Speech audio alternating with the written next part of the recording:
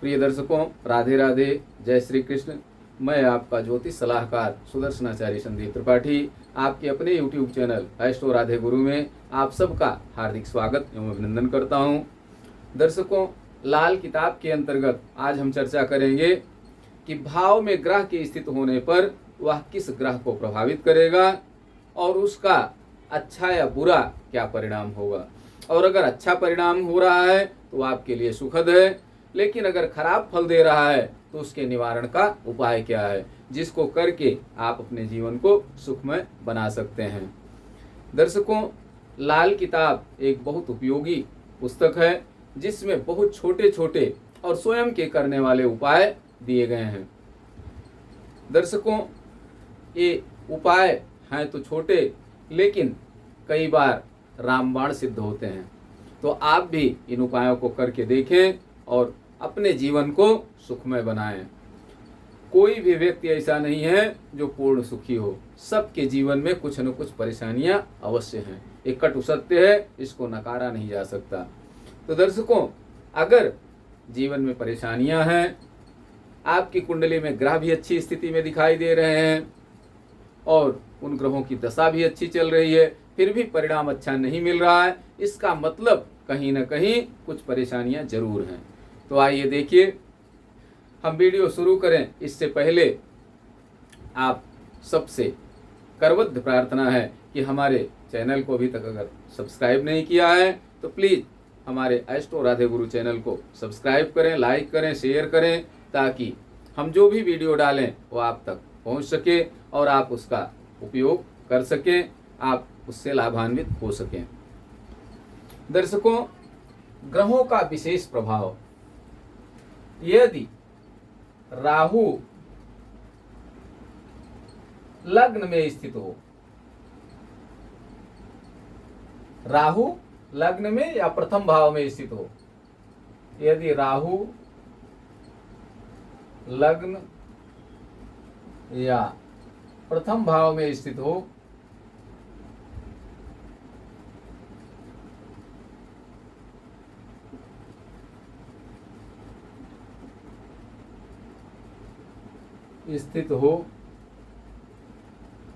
तो किस ग्रह को प्रभावित करेगा? तो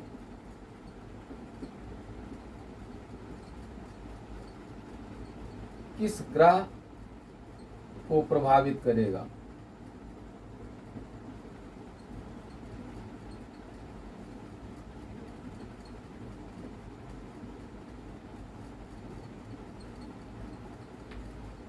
दर्शकों, राहु अगर प्रथम भाव में स्थित है तो सूर्य को प्रभावित करेगा। सूर्य किसी भी भाव में हो, अगर लग्न में राहु है तो जिस भी भाव में सूर्य होगा उस भाव में ग्रहण की स्थिति उत्पन्न हो जाएगी, अर्थात उस भाव से संबंधित फल आपको नहीं मिलेगा। जिस भी जातक की कुंडली में लग्न में राहु हो तो सूर्य को प्रभावित किए बिना नहीं रहेगा, सूर्य अवश्य प्रभावित उससे होगा। मान लिया कि लग्न में सूर्य स्थित है तो राहु के साथ अगर सूर्य स्थित है प्रथम भाव में तो स्वतः ग्रहण की स्थिति उत्पन्न है, स्वतः ग्रहण लगा हुआ है, राहु ग्रहण योग बना रहा है। प्रथम भाव में राहु और सूर्य के होने से सूर्य ग्रहण योग में होगा और सूर्य से संबंधित फल आपको नहीं मिलेंगे।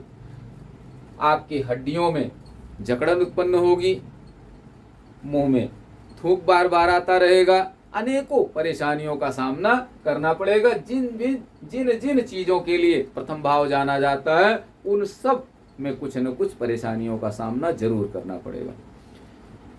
राहु अगर लग्न में है और द्वितीय भाव में अगर सूर्य है तो द्वितीय भाव में ग्रहण की स्थिति उत्पन्न करेगा सूर्य। द्वितीय भाव धन भाव माना जाता है, वाणी का भाव कहा जाता है, परिवार अपना माना जाता है। अगर द्वितीय भाव में सूर्य होगा, लग्न में राहु होगा तो ऐसी स्थिति में पारिवारिक स्थिति अच्छी नहीं होगी, धन धान्य की वृद्धि में अवरोध उत्पन्न होगा, वाणी में कर्कशता होगी, वाणी में मिठास नहीं होगी। इन सब चीजों का सामना करना पड़ेगा आपको।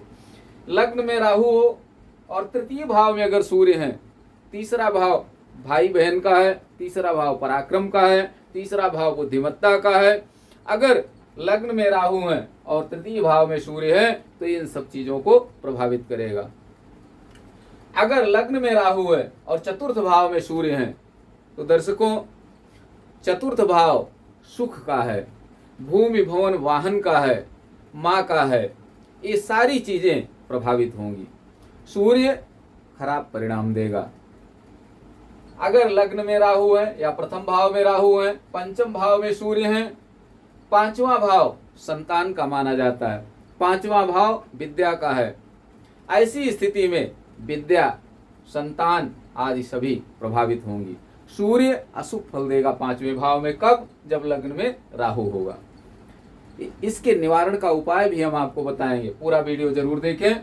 अगर लग्न में राहु है और छठे भाव में सूर्य है, छठा भाव रोग ऋण रिपु का माना जाता है। अगर लग्न में राहु और छठे भाव में सूर्य है तो रोग की वृद्धि होगी, शत्रुओं की वृद्धि होगी, ऋण की वृद्धि होगी, व्यक्ति कर्ज में डूबता चला जाएगा।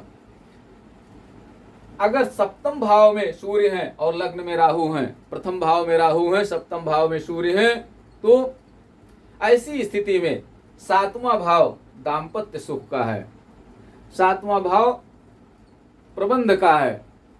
अगर सप्तम भाव में सूर्य है और लग्न में राहु है तो सातवें भाव में ग्रहण की स्थिति उत्पन्न होगी, ऐसे व्यक्ति का दाम्पत्य जीवन प्रभावित होगा। अगर लग्न में या प्रथम भाव में राहु है, अष्टम भाव में सूर्य है, आठवां भाव आयु का है, आयु व्यक्ति की प्रभावित होगी। कब? जब लग्न में राहु हो और अष्टम भाव में सूर्य हो। अच्छा परिणाम न दे करके सूर्य यहाँ खराब परिणाम देंगे। कब? जब लग्न में या प्रथम भाव में राहु हो। अगर प्रथम भाव में राहु है और नवम भाव में सूर्य है तो ऐसी स्थिति में नवम भाव भाग्य भाव कहा जाता है। और अगर लग्न में या प्रथम भाव में राहु है, नवम भाव में सूर्य है तो सूर्य प्रभावित होंगे। और ऐसी स्थिति में जो फल देना चाहिए सूर्य को नवम भाव में, वो फल न दे करके या तो खराब फल देंगे या निष्क्रिय रहेंगे। दर्शकों, अगर प्रथम भाव में राहु है और दसम भाव में सूर्य है, दसम भाव कर्म का है, पिता का है। अगर प्रथम भाव में राहु है, दसम भाव में सूर्य है तो अच्छा फल देना चाहिए, लेकिन सूर्य प्रभावित होंगे राहु से। ऐसी स्थिति में सूर्य अच्छा फल नहीं दे पाएंगे। एकादश भाव में सूर्य हो और प्रथम भाव में राहु हो तो एकादश भाव लाभ का भाव कहा जाता है। जहां से भी आय होती है वो सब लाभ भाव से नियंत्रित होती है। ऐसी स्थिति में व्यक्ति मेहनत तो बहुत करता है लेकिन लाभ नहीं होता उसे। कब? जब प्रथम भाव में राहु हो और एकादश भाव में सूर्य हो। तो सूर्य प्रभावित हुए बिना नहीं रह सकते, सूर्य खराब फल देंगे। अगर प्रथम भाव में राहु है और द्वादश भाव में सूर्य है तो द्वादश भाव खर्च का है, द्वादश भाव मोक्ष का है। ऐसी स्थिति में व्यक्ति का खर्च अनाप शनाप होता है, आमदनी बहुत होती है लेकिन पता नहीं चलता कहाँ पैसा चला जा रहा है। हर तरह से व्यक्ति परेशान हो जाता है।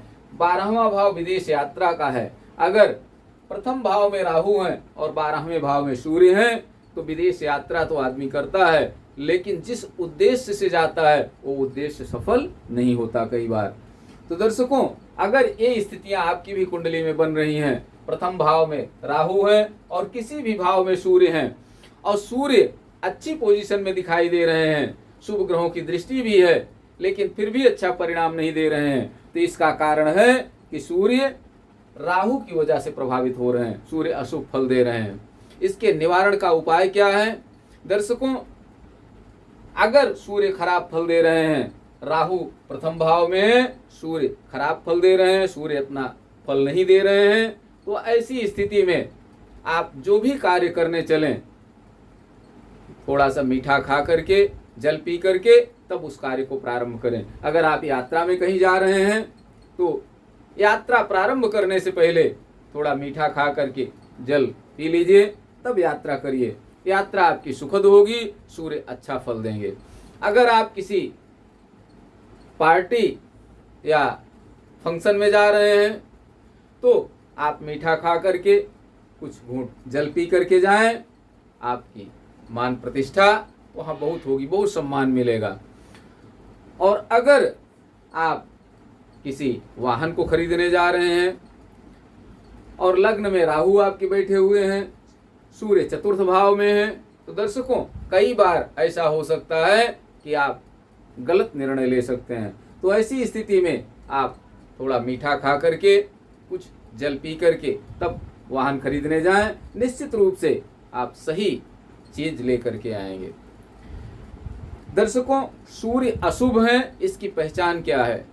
कई बार व्यक्ति को कोई बीमारी नहीं होती, लेकिन शरीर में अकड़न बनी रहती है, मुंह में बार बार थूक आता है, कोई भी कार्य उसके संपादित नहीं होते हैं।